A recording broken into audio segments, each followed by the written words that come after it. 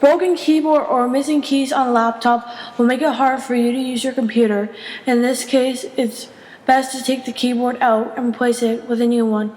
Here are the steps to taking the old keyboard out.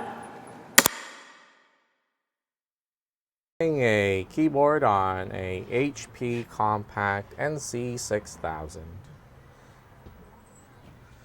First, you will need to remove the 2 screws on the back.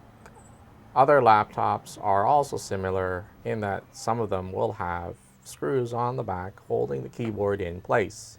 Usually they'll be labeled with a keyboard sign or a K. You'll need a Phillips screwdriver.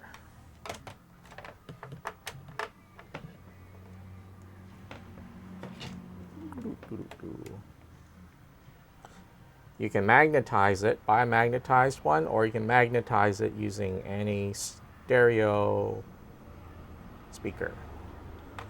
1, 2.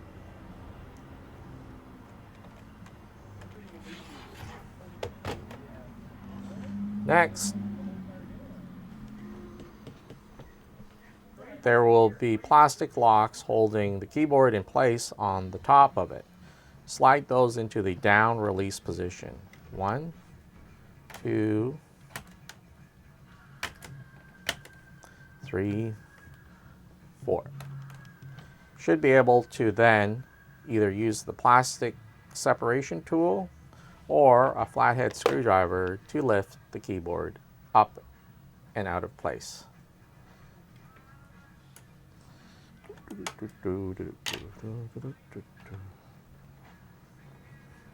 Oops, missed one. There you go. Carefully lift it out of the way and it will expose the connectors. Carefully take that one out, and the second one has a lock. Again, you can lift the release mechanism on the lock. 1,